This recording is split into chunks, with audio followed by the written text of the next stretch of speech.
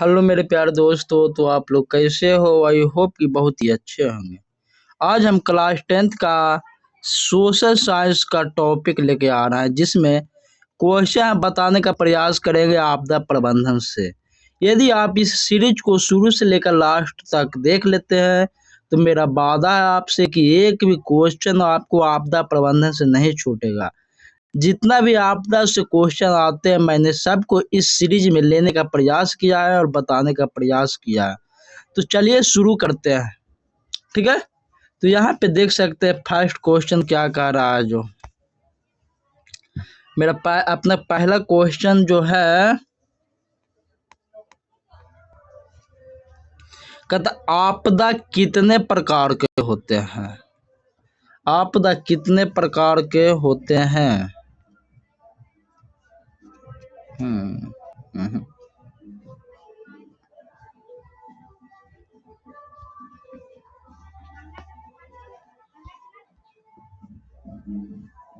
आपदा कितने प्रकार के होते हैं? तो आपदा दो प्रकार के होते हैं। आपदा कितने प्रकार के होते हैं?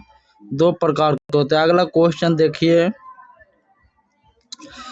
वैसा आपदा जो प्रकृति के द्वारा घटित होता है उससे क्या कहते हैं? वैसा आपदा जो प्रकृति के द्वारा घटित होता है उसे क्या कहते हैं? तो उसे प्राकृतिक आपदा कहते हैं। उसे क्या कहेंगे? प्राकृतिक आपदा कहेंगे। अगला क्वेश्चन देखिए, वैसा आपदा जो मानव के द्वारा घटित होता है उसे क्या कहते हैं? तो उसे मानवकृत आपदा कहते हैं। उसे क्या कहेंगे? मानव के द्वारा किया गया घटित आपदा जो होता है उसे मानवकृत आपदा कहते हैं। अगला क्वेश्चन देखिए, इनमें कौन मानव जीवन आपदा है? तो कौन सा आपदा जो मानव जीवन में आपदा आती है? तो सांप्रदायिक दंगा, जो जितना भी दंगा होता है वो कौन करवाता है? तो मानव करवाता है। तो मानव जनित आपदा है। अगला देखिए, आतंकवाद। आतंकवाद कौन बनता है? तो आतंकवाद मानव ही बनता है, तो इसीलिए आतंकवाद भी मानव जनित आपदा है। बम विस्फोट, भगवान बम विस्फोट नहीं करता है, ये बम विस्फोट भी आदमी ही करता है। इसलिए इसका सही जवाब हो जाएगा ऑप्शन नंबर डी, यानी कि तीनों सही है। कहता इसमें कौन प्राकृतिक आपदा है? चार गो ऑप्शन दिया कर, इसमें कौन प्राकृतिक आपदा है? तो बाढ़ जो है मानव नहीं ला सकता, इस जब भी आएगा जब प्रकृति के द्वारा बाढ़ आता है। भूकंप भी प्राकृतिक आपदा, क्योंकि भूकंप भी मानव नहीं ला सकता, ये भी भगवान को ही मतलब प्राकृतिक आपदा ही है। भूस्खलन, भूस्खलन भी मानव के द्वारा नहीं लाया जा सकता, ये भी प्राकृतिक आपदा है। तो यानी कि आपका ऑप्शन नंबर डी सही है।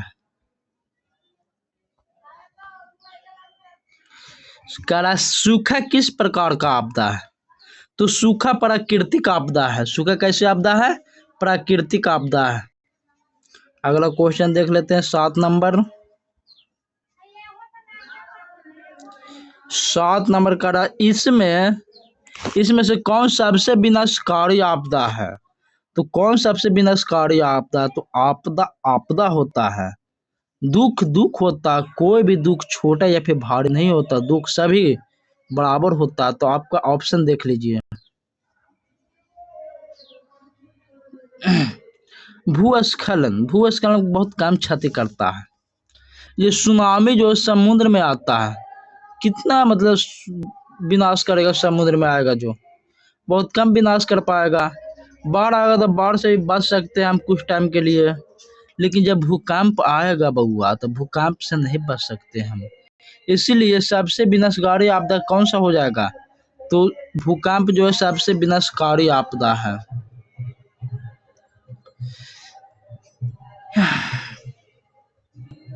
कहता इसमें से कौन प्राकृतिक आपदा नहीं है? तो इसमें से कौन प्राकृतिक आपदा नहीं है?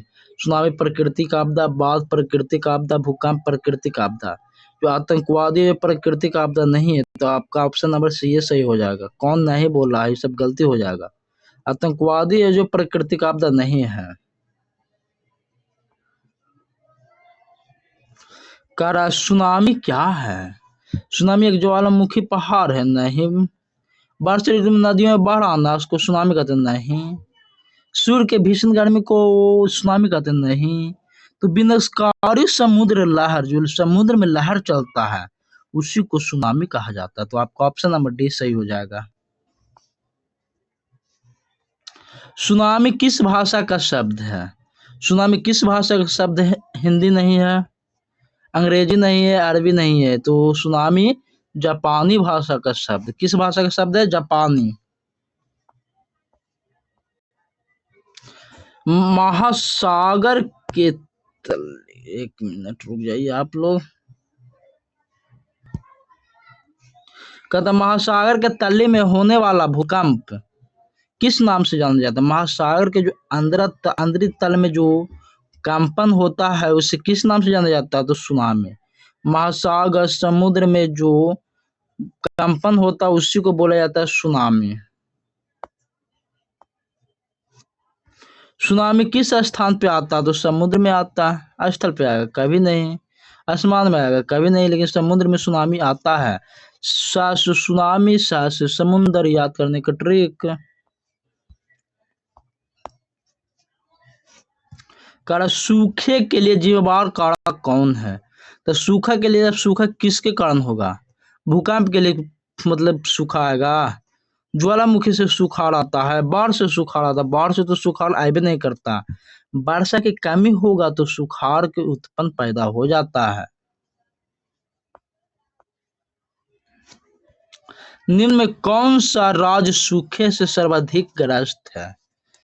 कौन सा राज्य जो सूखे से सर्वाधिक ग्रस्त है? पंजाब में हरियाली रहबे करता, उत्तराखंड हरियाली है, ये अपने बिहार राज्य भी हरियाली है, लेकिन जो राजस्थान है वो रेतों का शहर है, सिर्फ वहाँ रेत ही रेत है।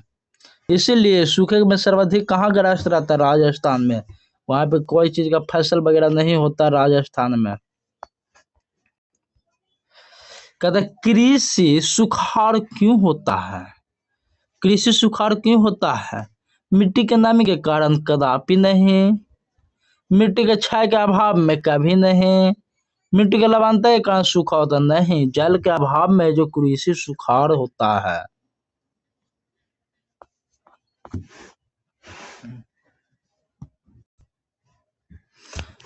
कृषि, एक मिनट, कृषि सुखाड़ से बचने का सर्वोत्तम उपाय क्या है? तो कहते शिक्षा का प्रचार करना। ये कृषि के इसमें कोई मतलब इंटरेस्ट नहीं है।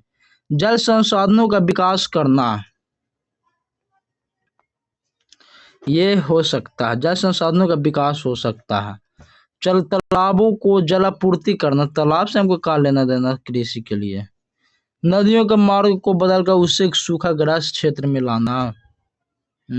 सबसे सर्वोत्तम उपाय है जल संसाधन को विकास कीजिए।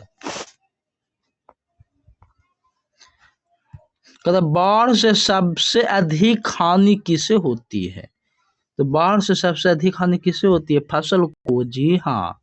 पशु को, जी हाँ। भावनाओं को, जी हाँ। इनकी सबको हानि होता है बाढ़ से। एक व्यक्ति को हानि नहीं होता है, सभी को हानि होता है। कहता बाढ़ के समय किस स्थान पे जाना चाहिए? ऊंची भूमि वाले स्थान पे, जी हाँ। गांव में के बाहर नहीं, जहां है उसी स्थान पे कभी नहीं, खेत में कभी नहीं। तो ऊंची भूमि वाला स्थान पे जाना चाहिए बाढ़ आता है तो। कहता बिहार की बड़ी त्रासदियों में से एक क्या है? तो बिहार में बड़ी त्रासदियों में से एक भूस्खलन नहीं, चक्रवात नहीं, सुखाड़ नहीं, तो क्या है? बाढ़ है। कहता किस नदी को बिहार का शोक कहा जाता है? Most VVI question. किस नदी को बिहार का शोक कहा जाता है? तो कोसी नदी को। किसे कहा जाता है? कोसी नदी को। बिहार का कौन सा क्षेत्र बाढ़ से ग्रस्त रहता है? तो उत्तरी बिहार जो है बाढ़ से ग्रस्त रहता है। उत्तरी बिहार बाढ़ से ग्रस्त रहता है। कहते इसमें से कौन सा क्षेत्र भूस्खलन से सबसे अधिक प्रभावित हुआ है? तो कश्मीर और उत्तराखंड।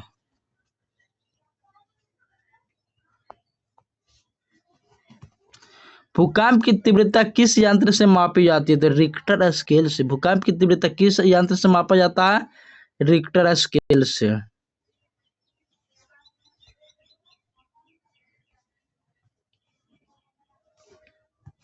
कहता मलबे के नीचे दबे हुए लोगों को पता लगाने के लिए किस यंत्र की मदद ली जाती है?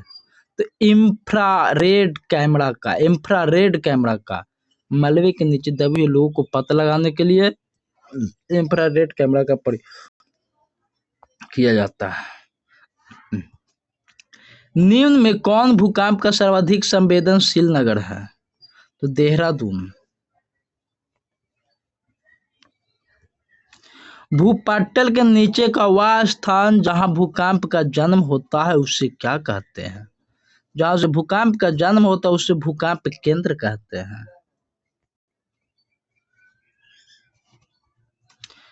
भोपाल गैस त्रासदी किस प्रकार की आपदा थी?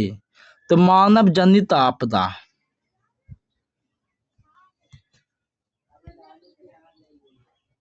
भोपाल गैस कांड में कौन से गैस का रिसाव हुआ था? तो मिसाइल आइसोसाइनाइट।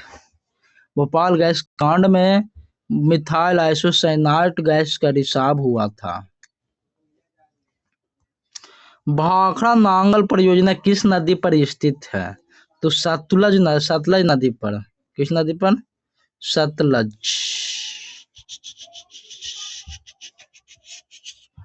सरदार सरोवर बांध किस नदी पर स्थित है? नर्मदा नदी पर स्थित है।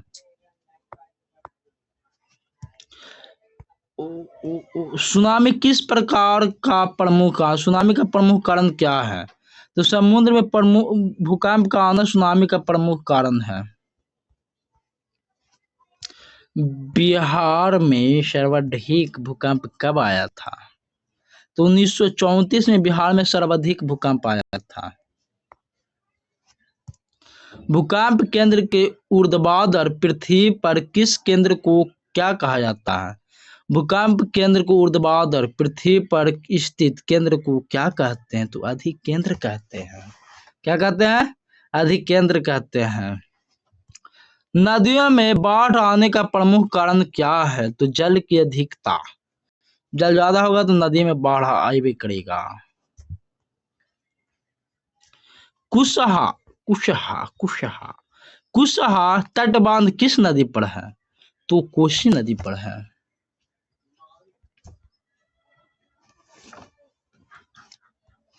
कहता पश्चिम बंगाल में बाढ़ की भीषका वाली कौन नदी है?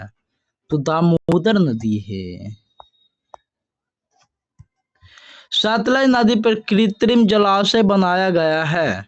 गोविंद सागर।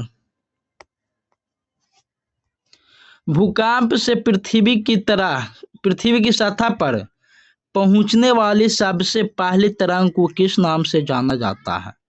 पी तरंग।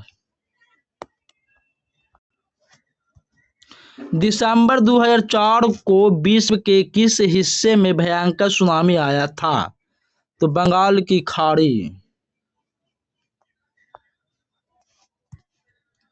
भूकंप का मापन किसके द्वारा होता है? तो रिक्टर स्केल के द्वारा। भूकंप को कितने भूकंपीय क्षेत्रों में बांटा गया है? तो 5।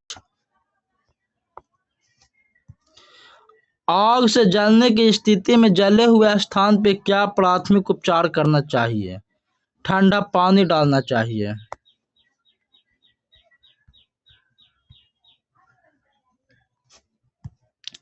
बस्ती या फिर मकान में आग लगने की स्थिति में क्या करना चाहिए? अग्निशामक को बुलाना चाहिए। सुदूर संवेदी उपग्रह यानी कि रिमोट सेंसिंग सैटेलाइट का प्रयोग किस लिए होता है? तो संसाधनों के खोज के लिए। संचार का सबसे लोकप्रिय साधन क्या है? मोबाइल। इसमें कम विनाशकारी आपदा कौन है? सूखा। भूकंप संभावित क्षेत्रों में भवनों की आकृति कैसी होनी चाहिए? आयताकार। सुनामी द्वारा समुद्र तल में क्या नापते हैं? सुनामीटर के द्वारा समुद्र तल में क्या मापते हैं? तो सुनामी।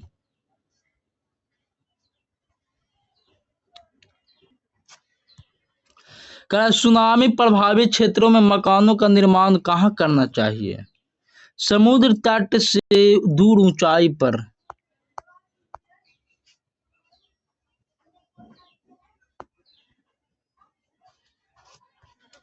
इसमें कौन भारत का सूखा क्षेत्र माना जाता है? पूर्वी राजस्थान। भाखड़ा नंगल बांध किस नदी पर है? नर्मदा नदी। किस नदी को बिहार का शोक कहा जाता है? कोसी नदी को। सूखे की स्थिति किस प्रकार आती है? तो धीरे धीरे आती है।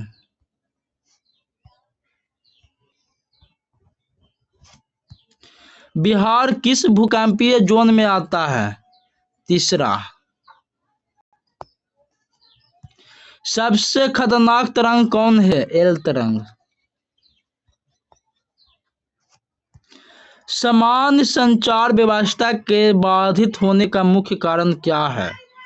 केबल का टूट जाना। आपदा प्रबंधन का प्रमुख घटक कौन है? सामान्य स्थान, स्वयंसेवी संगठन, गांव मोहल्ले के लोग, तीन में से सभी। तो ये तो 50 तक के क्वेश्चन मैंने कराया है आपदा के। 50 क्वेश्चन मोस्ट VVI एकदम है, मोस्ट VVI। ठीक है, 50 क्वेश्चन को आप लोग को बारीकी से एकदम देखना है। एक बार में क्लियर ना होवे तो फिर दोबारा भी देखना है, 2 में क्लियर ना होवे तो 3 में देखना है। ज्यादा देरी का वीडियो नहीं है, मात्र 17 मिनट का वीडियो है। इसको आपको 2x में भी देखिएगा तो 10 मिनट के अंदर समाप्त हो जाएगा। तो इस क्वेश्चन को देखते हुए मुझे नहीं लगता कि आप आपदा से एक भी क्वेश्चन छूटेगा। ठीक है, आई होप कि यहाँ तक वीडियो आप लोगों को बहुत ही अच्छी लगी होगी, और यदि वीडियो अच्छी लगी होगी तो इस वीडियो को लाइक, चैनल को सब्सक्राइब एंड वीडियो को शेयर करना मत भूलिएगा। तब तक के लिए जय हिंद, जय भारत। मिलते हैं नेक्स्ट वीडियो में नेक्स्ट चैप्टर के साथ। धन्यवाद।